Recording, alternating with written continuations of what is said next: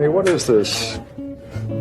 Dairy Queen, Omaha, Nebraska, living in the same home you've lived in for 40 years. Why? It's what I enjoy. You know, I like just the way I lived 30 years ago, and I live that way now. The only difference is I have a plane I can travel around in privately. But in terms of what I eat, you know, clothes I wear, I may pay more for the clothes, but they look cheap after I put them on. And the books I read, the television I watch, whatever it may be, the bridge I play, it's what I want to do in life. That's your passion, bridge? Yeah, I love bridge. I love bridge. But what can really buy them? If I had 5 cars, would I have a better time than having 1 car? I mean, I just have more possessions to keep track of. So it doesn't appeal to me. But you understand that's an illusion that a lot of people chase all their lives, yeah. Especially in this country. I mean, this notion that money can buy things for them that otherwise they couldn't have. You know, the big thing you want to do is you want to enjoy every day. So you want to have a job you love, and you want to work with people that you like and admire and trust. And if you've got that, you're a long way home. I am getting to do exactly what I love to do every single day. I tap dance to work. Which is what? Well, it's. What do you do? It's, well, not much. I allocate capital, and I keep a bunch of very talented people who don't have to work excited about working if I can. I mean, my job is to take these outstanding managers that usually come with the businesses we buy, where they get all kinds of money from me, and keep them as excited about working subsequently as they were before they sold. Let me take you back to that phrase, allocate. Yeah. Allocate money? Is that yeah, allocate capital or money, yeah, sure. Pretend for a moment that I'm a 9-year-old. Relatively bright one, but not terribly bright.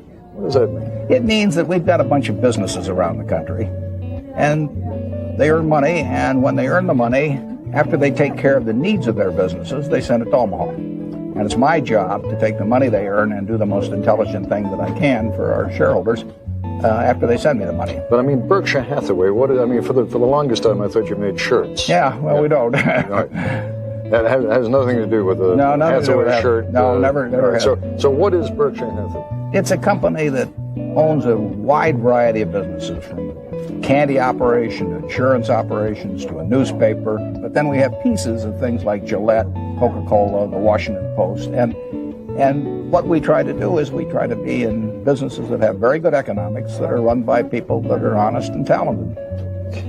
You have said many times that you don't get into a business in order to get out of it again. I mean, you come to stay. Yeah, till death do us part. Right. Why? Well, it just fits my personality, for one thing. But I mean, businesses have ups and downs. Well, I'll accept that, but I'm looking for businesses that have a whole lot more ups than downs, and the ups are higher than the downs are low. But I enjoy. I don't want to be in business like playing a gin rummy game, where every time I pick up a card, I got to give up one in my hand. For example, we're sitting here in the Dairy Queen. Right. For a reason. Yeah. A, you claim to like Dairy Queen lunches. Yeah, I do, for a long time. And B, you own this place. We own the company that franchises this place, right? Exactly. Mm-hmm. Right. Why'd you buy it? Well, we bought it. What was it that went through your head? Well, it was a business I could understand. Now, there's all kinds of businesses I can't understand, and I try not to buy into those, because why should I expect to make money in something I can't understand? So I'm not in any high-tech businesses, for example. But I understand an Ultimate Hamburger, or a Peanut Buster, or a deli bar, and I can handle it. And I like the people that run it. I like the economics of the business. It's a good business. You've got thousands of people that are paying you a royalty for your name of Dairy Queen, and the business grows a little every year. It generates cash. The cash gets sent to Omaha, and then we go out and buy other businesses with that. But I mean, just to give me a sense of what goes through your head, it could have been Burger King rather than Dairy Queen. It could have been McDonald's. Yeah, and both of those are very good businesses that you've just named. They're not for sale, and we owned a piece of McDonald's for a while. It's a good business. But Dairy Queen was available. The price made sense in terms of what we were getting, and I liked the fellow running it, so we wrote a check. That's important to you. In other words, you would not buy a company if you didn't respect, maybe even respect and like the people who run it. Yeah, I don't go into change management. If you go in business with somebody who causes your stomach to churn, I say that's a lot like marrying for money. That it's probably not a very good idea under any circumstances. But it's absolutely crazy if you're already rich, right? Yeah. And so I'm not going to do it. I mean, if I can add 1% or 5% to my net worth by being around people, who make me want to throw up, I'm not interested. It seems to me that you are the very opposite of the typical internet investor today. I mean, I have sort of images of these kids hunched over their computers, buying 1 minute, selling the next minute. That's not you. I don't have a computer at the office for me. I mean, there's for other people there, but me. You don't use it. I don't have a computer. I use it at home to play bridge, but I don't use it in the office. Because? It's of no utility. I mean, all I'm trying to do is buy a piece of a business at an attractive price, and the computer doesn't tell me how to do that.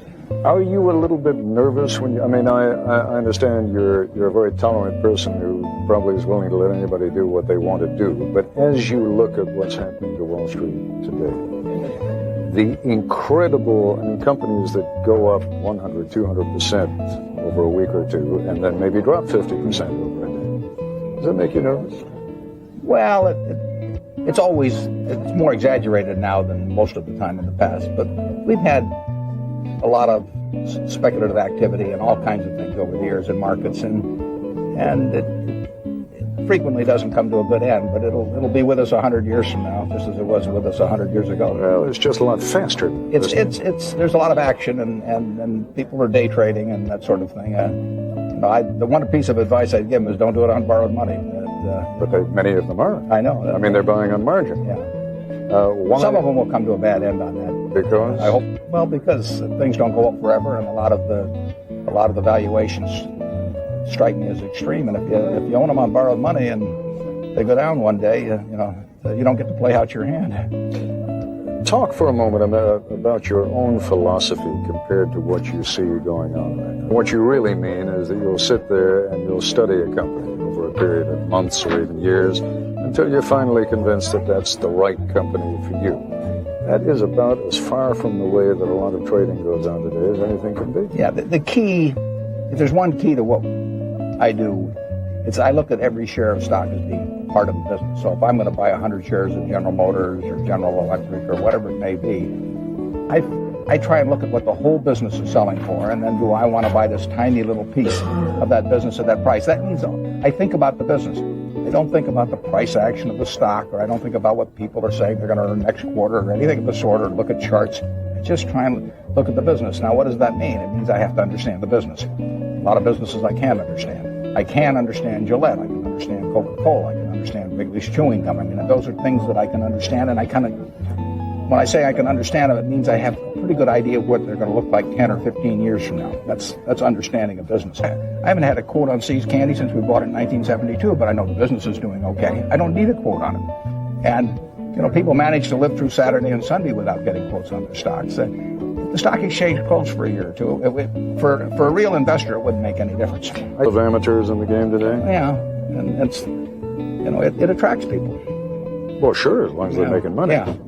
And those people will get flushed out very easily compared to people who really want to buy a business. Your advice, let's say, to a 25-year-old who's making $25,000, $30,000 a year, but would like to see a little bit more come in over the course of the next few years, how should that person invest? You shouldn't buy on borrowed money. You should pay off all credit card debt before you buy, because any securities, because you're paying 18% on credit card debt, and you're not going to make more than 18% a year in the market. Then, if you want to pick stocks, stick with the things that you understand and look at them as businesses.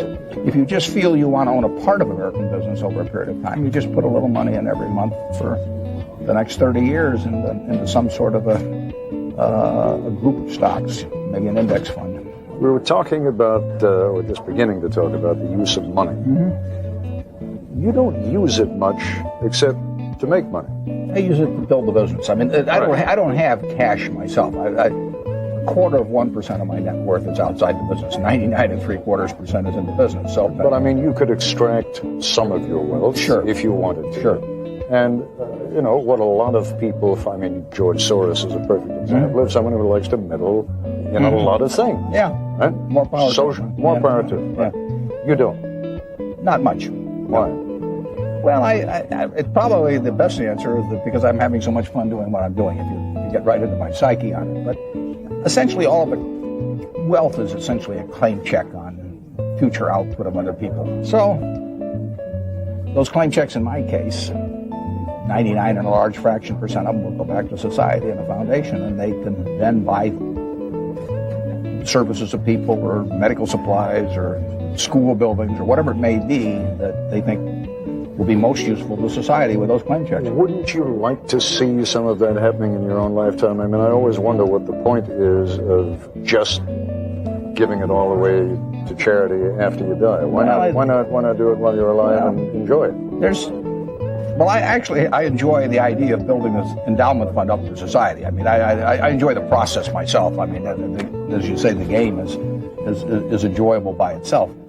But if you think about it, if I'd done all of that 15 years ago, society would have had a few $100 million of claim checks, and now if I died tonight, they'd have 30 billion of claim checks. So it's not a bad endowment fund. I have 6 very bright, high-grade people whose thinking above ground will be a lot better than my thinking 6 feet underground. And I've given them a few guidelines, but nothing that ties their hands in any way. I want them to tackle big problems.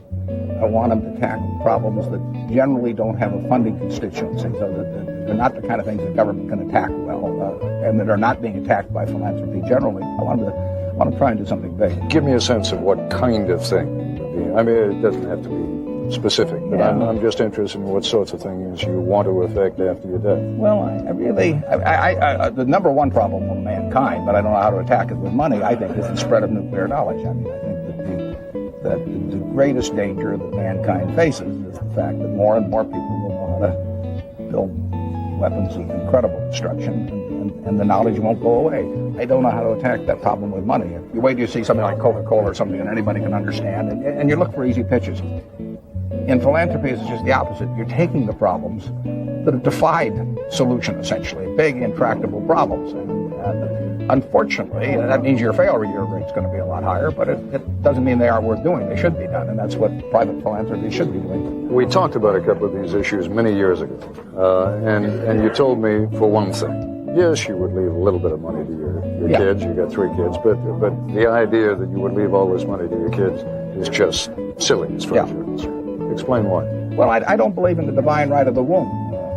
I see no reason why somebody that happens to win the ovarian lottery and come out of the right womb is entitled to fan themselves for the next 50 years or command the resources of society. If we're going to pick an Olympic team in the year 2000, I don't think we ought to take the eldest son or the eldest daughter of who won all the prizes in 1976 and put them on the team. I really believe in a meritocracy in athletics, and I believe in a meritocracy in terms of who handles the resources of society. And we're a better society because that's the case. And I really think that everybody ought to start fairly close to the same place. Now they won't. My kids are going to get a better education than average, and they're going to be around in a different environment. But I really think that the people who are handling the resources in 2020 ought to be the people who have accomplished things that command those resources. All right. Warren, you're a man of your word. You told me 5, 6, 7 years ago, whenever it was, that you would do this interview one day, and maybe in another 5, 6, 7 years you'll do one again. But thank you very much. It was a great pleasure. It's been a pleasure.